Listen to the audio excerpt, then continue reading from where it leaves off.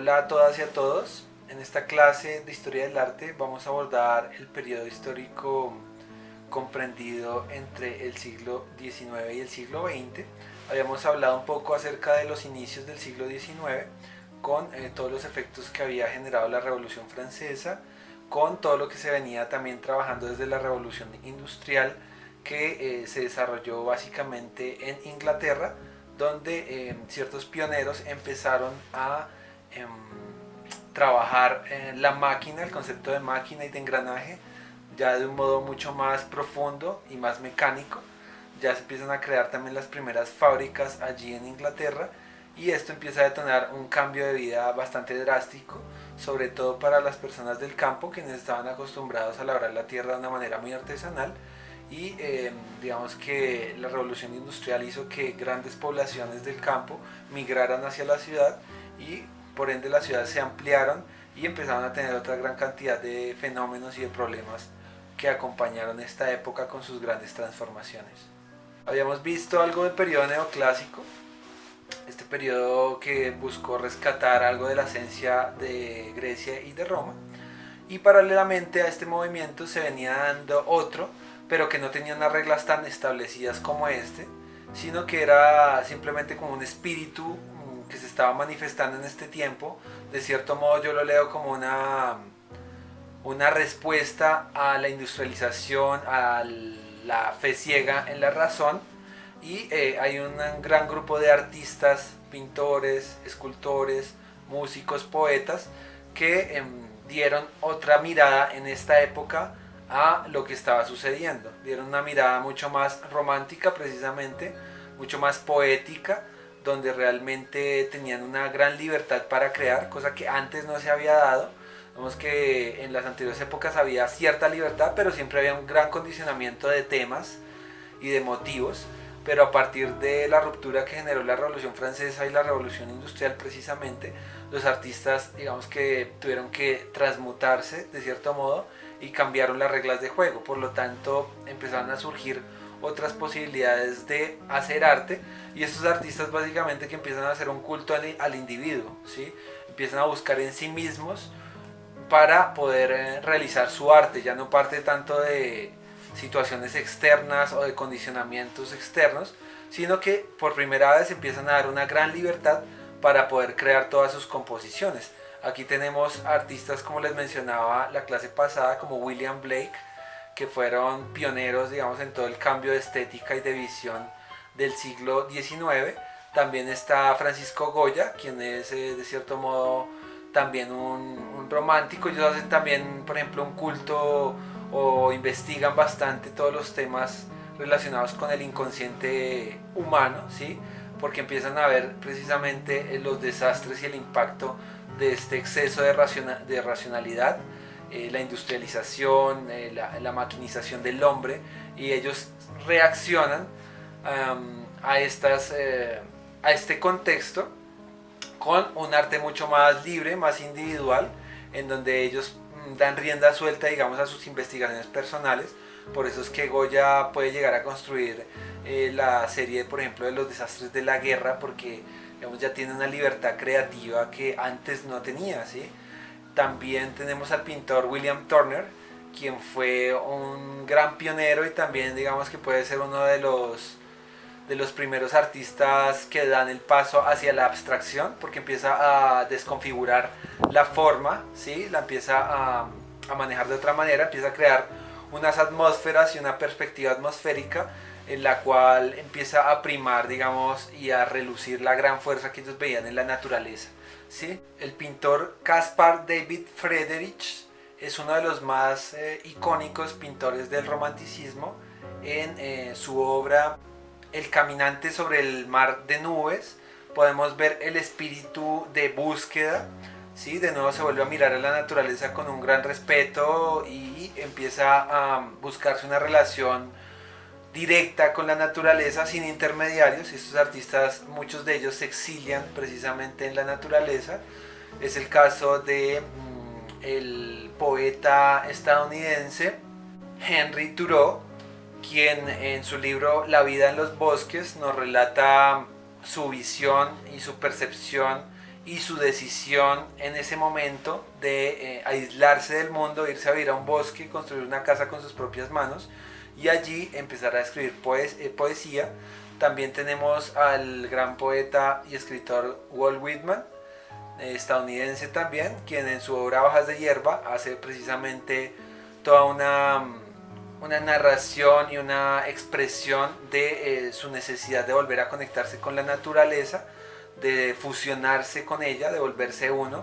Así que el espíritu de estos grandes artistas era principalmente la búsqueda de la libertad de expresión, la libertad de temas, ¿sí? Cada uno digamos que refleja en lo que escoge su esencia, ya no están digamos condicionados simplemente por encargos exteriores, sino que ya los artistas empiezan a preguntarse, a cuestionarse cosas muy personales y empiezan a manifestarla en sus obras de arte. También empezamos a ver, digamos, el germen o el inicio de lo que va a venir siendo el género de terror en la literatura. Aparecen personajes como Edgar Allan Poe, quienes hacen un poco una alusión a todo el inconsciente, ¿sí? A lo irracional, también a la parte oscura, digamos, del ser humano, a todos estos impulsos irracionales que pueden llegar a surgir en nosotros. Se le dio en esta época gran importancia a la noche, ¿sí?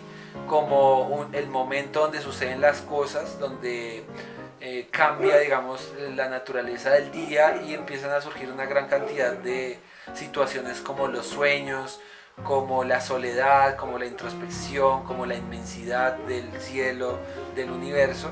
Entonces estos artistas, digamos, se refugian mucho en la noche para crear también todo su discurso. Esto no se había visto antes, ya que podemos ver que la mayoría de obras, digamos, anteriores al romanticismo poco hacían caso de la noche, ¿sí? Básicamente que todas las escenas se desarrollan de día. En el romanticismo empiezan a surgir estas inquietudes y esta conexión también con lo nocturno. Estos artistas realmente también exaltan la muerte como un fenómeno muy conectado a la vida y también como un fenómeno bello, ¿sí? Muchos de estos artistas reflexionan acerca de la muerte, ya sea Blake, ya sea Goya, ya sea Poe, desde la escritura, ¿sí? Entonces digamos que todos ellos, aunque no es un sistema de reglas organizado como el neoclasicismo o el renacimiento, sí hay un espíritu que los une a todos en esa búsqueda del ser original frente a las dinámicas que se estaban dando precisamente de industrialización, de despersonalización, de esclavitud también de las personas, ya que las fábricas dieron paso precisamente a un cambio drástico en la vida de las personas, en el cual eran ya turnos muy largos, se empezó también a trabajar, digamos, por jornadas, empezaron a surgir, digamos, todas estas nuevas dinámicas que traía la industrialización y que dejaban de un lado también al ser humano y primaba, digamos, la máquina como la invención que podía llegar a traer el desarrollo en el siglo XIX. Así que estos artistas naturalmente reaccionaron ante toda esta gran saturación de información y de procesos sociales y políticos y decidieron de cierto modo aislarse en sí mismos, buscar dentro de sí algunas respuestas para poderla manifestar en estas obras que tienen realmente una esencia muy única y muy particular. También empezaban a salir, digamos, artistas simbolistas como Odilon Redon, que es fue un artista francés muy importante, el cual empieza a dotar de sus obras cierta magia, cierto onírico, cierto aire onírico, es decir, ellos son los precursores de lo que más adelante va a venir siendo el surrealismo, el dada, todo este interés por los sueños, por lo irracional. Ellos realmente son el germen de todo este movimiento. También tenemos otro pintor muy interesante que es Henri Rousseau, quien fue un pintor primitivista que precisamente rescató muchísimos de los elementos de la naturaleza y los compuso en sus obras que tienen cierto toque naif, de lo que podríamos ahora denominar naif, pero deja ver claramente ese espíritu romántico, como esa cierta inocencia y cierta idealización también con respecto a la naturaleza. Así que todos estos artistas, aunque trabajaron de manera separada, tienen unos patrones que los unen, aunque ellos no se ciñeron a unas reglas como si lo pudieron hacer los artistas del neoclasicismo o del barroco o de cada periodo histórico anterior, sino que digamos que el romanticismo trajo también toda una apertura, y en la época actual podemos ver muchísimo de la herencia romántica en lo que puede ser la visión del artista, del pintor rebelde, del pintor aislado, del artista que cuestiona todo el tiempo al sistema, ¿sí? A lo institucional.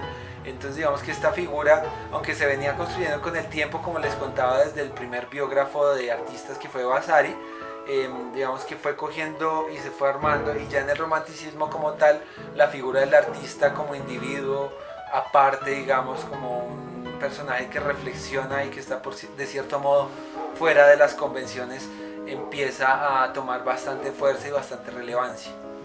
Grandes músicos también surgieron en esta época, como por ejemplo Beethoven, quien ya tenía una gran libertad creativa frente a la que habían tenido sus antecesores. ¿Sí? Él ya digamos que compone de una forma muy libre, y de cierto modo, aunque nosotros lo podamos leer como una música clásica, en su tiempo y en su contexto fue bastante revolucionaria. También tenemos al compositor Wagner, quien tiene toda una gran poesía y una teatralidad en su trabajo, y digamos que tiene esa esencia y ese espíritu romántico. Wagner era muy cercano a Nietzsche, el filósofo, así que todos estos grandes eruditos en este tiempo, digamos, se juntaron y alimentaron todo este espíritu romántico. Chopin también es un compositor que puede reflejar en sus composiciones todo ese gran sentimiento, esa gran emoción y esa expresividad que antes se le había negado al artista de cierto modo por estar condicionado a las reglas y a ciertos cánones. En el romanticismo llega un gran momento de libertad y de apertura, y aquí es donde todos estos artistas tienen entrada y van a ser, digamos, los pioneros y quienes van a dar paso a la gran revolución artística que va a venir también luego de la fotografía.